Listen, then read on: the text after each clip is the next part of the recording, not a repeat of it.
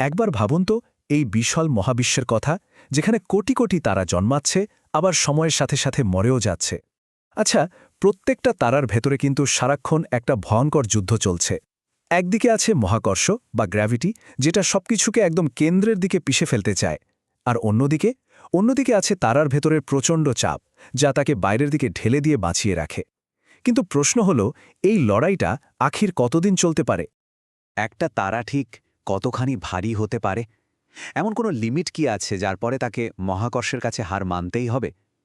ঠিক এই প্রশ্নটাই আজকের আলোচনার কেন্দ্রে। চলুন এর উত্তর খোঁজা যাক। তো এই রহস্য সমাধানের পথে আমরা কিভাবে এগোব, তার একটা ছোট্ট ম্যাপ হলো এটা। আমরা ধাপে ধাপে দেখব বিজ্ঞানীরা কিভাবে এই অবিশ্বাস্য প্রশ্নটার উত্তর খুঁজে বের করেছিলেন। আচ্ছা, যখন একটা বিশাল তারা তার সব পারমাণবিক জ্বালানি পুড়িয়ে শেষ করে ফেলে, তখন কি হয়? তখন তার ভেতরের অংশটা নিজেরই অসংখ্য মহাকর্ষের চাপে ভেঙে পড়ে, আর তৈরি হয় মহাবিশ্বের সবচেয়ে ঘন বস্তুগুলোর একটা, নিউট্রন স্টার বা নিউট্রন তারা। মানে একটা নিউট্রন স্টার আসলে গ্র্যাভিটি আর পদার্থের মধ্যে একটা ফাইনাল ব্যাটলফিল্ডের মতো। এখানকার মহাকর্ষ যে কী পরিমাণ শক্তিশালী তা কল্পনাও করা কঠিন। এটা পদার্থকে প্রায় মুছে ফেলার চেষ্টা করে। ভাবা যায়, মাত্র 1 চামচ নিউট্রন স্টারের ম্যাটেরিয়ালের ওজন কয়েকশো কোটি টন হতে পারে। এখন এই চরম পরিস্থিতিটা তো বেশ জটিল, তাই এর গভীরে যাওয়ার আগে বিজ্ঞানীরা প্রথমে আমাদের পরিচিত সহজ কিছু ফিজিক্সের সূত্র দিয়ে একটা প্রাথমিক হিসাব করার চেষ্টা করেন। আইনস্টাইনের তত্ত্ব আসারও আগে পদার্থবিজ্ঞানী লেভ ল্যান্ডাও নিউটনের মহাকর্ষ সূত্র আর কোয়ান্টাম মেকানিক্সের কিছু প্রাথমিক ধারণা কাজে লাগিয়ে একটা হিসাব করেন। তার ক্যালকুলেশন অনুযায়ী একটা তারার সর্বোচ্চ ভর হতে পারে আমাদের সূর্যের ভরের প্রায় 6 গুণ। কিন্তু সমস্যাটা হলো, নিউট্রন তারার ঘনত্ব এতটাই বেশি আর মহাকর্ষ এতটাই চরম যে সেখানে নিউটনের সহজ সরল নিয়মগুলো আর খাটে না। এই পরিস্থিতিটা ব্যাখ্যা করার জন্য আরও অনেক শক্তিশালী একটা তত্ত্ব দরকার ছিল। আর ঠিক এখানেই এন্ট্রি হয় অ্যালবার্ট আইনস্টাইনের। নিউটনের দুনিয়া থেকে আইনস্টাইনের জেনারেল রিলেটিভিটির জগতে আসাটা ছিল এই সমস্যার সঠিক সমাধানের জন্য সবচেয়ে জরুরি একটা পদক্ষেপ। দেখুন, এই তুলনাটা দারুণভাবে বুঝিয়ে দিচ্ছে যে নতুন তত্ত্বটা কেন দরকার ছিল।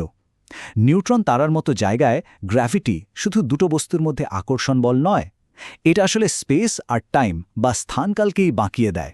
তাই এই হিসাব কষার জন্য আইনস্টাইনের তত্ত্ব ছাড়া কোনো উপায়ই ছিল না। এই টাইমলাইনটা দেখলে বোঝা যায় বিজ্ঞান কত দ্রুত এগিয়ে চলেছিল।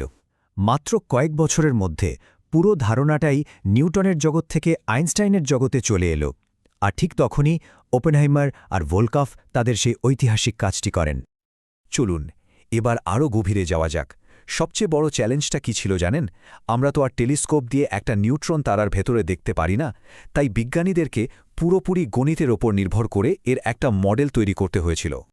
খুব সহজ করে বললে, এই ইকুয়েশন অফ স্টেট বা অবস্থার সমীকরণ জিনিসটা হলো পদার্থের জন্য একটা রেসিপির মতো। আপনি যদি জানেন চাপ কত, এই রেসিপি আপনাকে বলে দেবে ঘনত্ব কত হবে। একটা নিউট্রন তারার মডেল বানাতে হলে ঠিক এই রেসিপিটাই জানা দরকার। আর এই স্লাইডটা খুব সুন্দরভাবে দেখাচ্ছে যে বিজ্ঞানীরা কিভাবে খাতায় কলমে একটা তারা তৈরি করেন। তারা প্রথমে পদার্থের আচরণের জন্য একটা নিয়ম বা রেসিপি ঠিক করে নেন। তারপর আইনস্টাইনের জটিল সমীকরণগুলো ব্যবহার করে দেখেন যে ওই রেসিপি দিয়ে বানানো তারাটা আদৌ স্থিতিশীল হবে কিনা।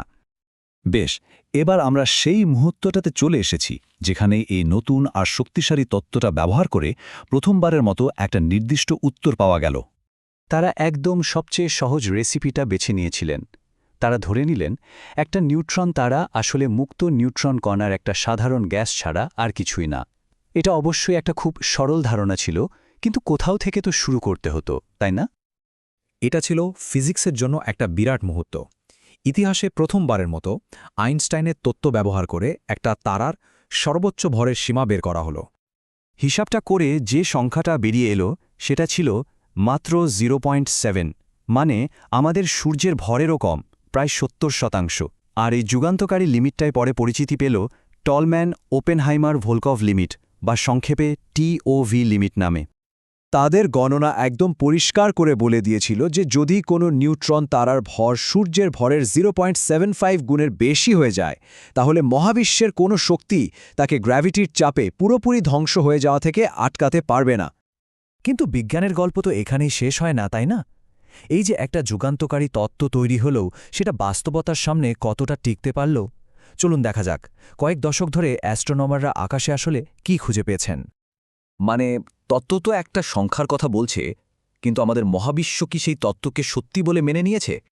আর এখানেই গল্পে একটা জবরদস্ত মোড় চলে আসে। আধুনিক অবজারভেশনসগুলো দেখাচ্ছে যে মহাবিশ্বে এমন নিউট্রন তারাও আছে যাদের ভর আমাদের সূর্যের ভরের দ্বিগুণেরও বেশি, যা ১৯৩৯ সালের গণনার চেয়ে প্রায় ৩ গুণ। তাহলে ব্যাপারটা কি দাঁড়ালো? ওপেনহাইমার আর ভলকফের হিসাবে কোনো ভুল ছিল না, তাদের গণিত ছিল একদম নিখুঁত। কিন্তু তাদের প্রথম অনুমানটা মানে পদার্থের যে রেসিপি তারা ব্যবহার করেছিলেন সেটা ছিল জিয়াদি সরল। নিউট্রন তারার ভেতরের পদার্থ আসলে একটা সাধারণ নিউট্রন গ্যাসের চেয়ে অনেক অনেক বেশি জটিল আর শক্তিশালী। তাহলে আজকের এই আলোচনা থেকে আমরা কি শিখলাম? প্রথমত আমরা জানলাম যে তারাদের ভরের একটা সর্বোচ্চ সীমা আছে। দ্বিতীয়ত সেই সীমাটা বের করতে আইনস্টাইনের তত্ত্ব অপরিহার্য। আর সবশেষে দেখলাম কিভাবে ওপেনহাইমার আর ভলকফের প্রথম গণনাটা একটা নতুন রহস্যের দরজা খুলে দিয়েছে। আর এই প্রশ্নটাই আজকের মডার্ন ফিজিক্সের সবচেয়ে বড় রহস্যগুলোর একটা। ওপেনহাইমার এবং ভলকফের কাজ আমাদের একটা দরজা পর্যন্ত নিয়ে এসেছিল। এখন সেই দরজার ওপরে ঠিক কী লুকিয়ে আছে তা খুঁজে বের করার অভিযান কিন্তু আজও চলছে।